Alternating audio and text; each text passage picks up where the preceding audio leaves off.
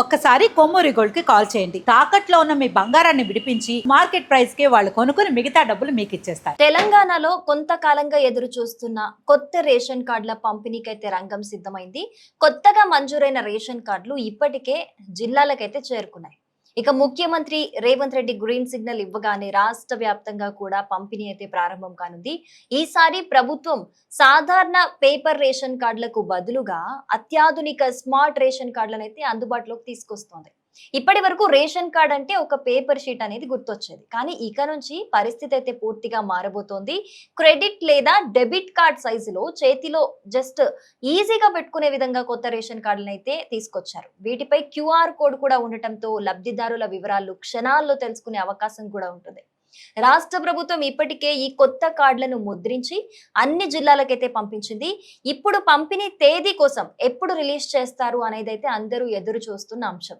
So ముఖ్యమంత్రి నుంచి అధికారిక ఆదేశాలు రాగానే గ్రామాలు, పట్టణాలు అలాగే అర్హులైన లబ్ధిదారులందరికీ కూడా ఈ కార్డులు అయితే అందజేస్తారు.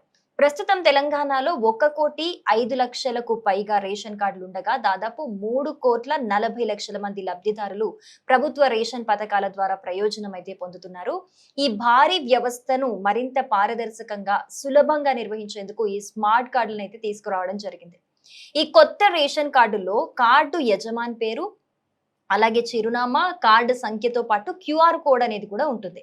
సో ఆ క్యూఆర్ కోడ్ ను స్కాన్ చేస్తే గనక కుటుంబ సభ్యుల కంప్లీట్ డీటెయిల్స్ అనేవి అక్కడ మనకి కనిపిస్తాయి. అంతేకాదు ఇప్పటి వరకు ఆ కుటుంబం ఎంత బియ్యం, గోధుమలు, చక్కెర లేదా ఇతర రేషన్ సరుకులు తీసుకుంది అనే వివరాలు కూడా అందులో అందుబాటులో ఉంటాయి. దీంతో రేషన్ పంపిణీలో పారదర్శకత మరింత పెరుగుతుందని కూడా అధికారులు భావిస్తున్నారు. ఇంకొక ముఖ్యమైన విషయం ఏంటంటే ఈ కొత్త రేషన్ కార్డులపై ముఖ్యమంత్రి రేవంత్ రెడ్డి, పౌర సరఫరాల శాఖ మంత్రి ఉత్తమ్ కుమార్ రెడ్డి ఫోటోలు కూడా ముద్రించినట్లుగా సమాచారం. సో రేషన్ తీసుకునే విధానంలో కూడా కొన్ని మార్పులు వచ్చాయి.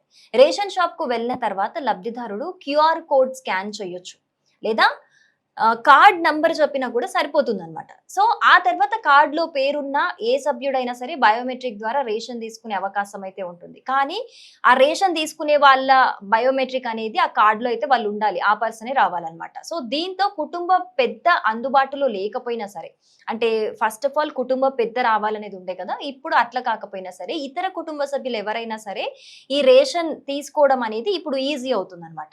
అలాగే ప్రభుత్వం టీ రేషన్ యాప్ ను కూడా వినియోగదారులకైతే సూచిస్తూ ఉంది. మొబైల్లో యాప్ ను డౌన్లోడ్ చేసుకొని ఓటీపీ ద్వారా రేషన్ కార్డును లింక్ చేసుకోవాలి. దీనికి తర్వాత ఎంపిన్ సృష్టించుకోవడం ద్వారా రేషన్ కు సంబంధించిన అనేక ఇంకా సేవలు ఏవైతే ఉంటాయో మొబైల్ నుంచే పొందే అవకాశం కూడా ఉంటుంది. దీని ద్వారా భవిష్యత్తులో రేషన్ వివరాలు తెలుసుకోవడం, అలాగే లావాదేవీలను పరిశీలించడం వంటి సేవలు మరింత సులభం అవుతాయని అధికారులు చెబుతూ ఉన్నారు. ఈ కొత్త రేషన్ కార్డుల తయారీకి అయ్యే మొత్తం ఖర్చును తెలంగాణ ప్రభుత్వమే భరిస్తోంది.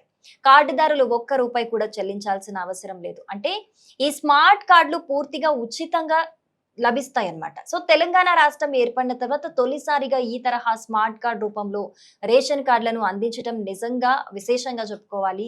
సాంకేతికతను ఉపయోగించి ప్రజలకు మెరుగైన సేవలు అందించాలనే లక్ష్యంతో ప్రభుత్వం ఈ నిర్ణయం తీసుకున్నట్లుగా తెలుస్తోంది.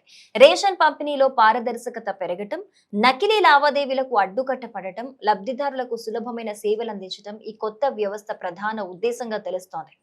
మొత్తానికి తెలంగాణలో కొత్త స్మార్ట్ రేషన్ కార్డుల పంపిణీకి అన్ని ఏర్పాట్లు అయితే పూర్తయ్యాయి. జిల్లాలకు కార్డులు కూడా చేరిపోయాయి. ఇప్పుడు ముఖ్యమంత్రి నుంచి అధికారిక ప్రకటన రావటమే ఆలస్యంగా ఉంది. ఆ ప్రకటన రాగానే లక్షలాది కుటుంబాలకు ఈ స్మార్ట్ రేషన్ కార్డులు అయితే అందిస్తారు. దీంతో రేషన్ పంపిణీ వ్యవస్థ మరింత ఆధునికంగా, వేగంగా, పారదర్శకంగా మారనుంది. మరి మన దగ్గర క్రెడిట్ కార్డ్, డెబిట్ కార్డ్ ఉన్నట్టే ఇప్పుడు కూడా క్యూఆర్ కోడ్ తోని కొత్తగా రేషన్ కార్డ్ కూడా రాబోతోంది. మరి దీని మీద మీ అభిప్రాయం ఏంటి అనేది తప్పకుండా కామెంట్ చేయండి.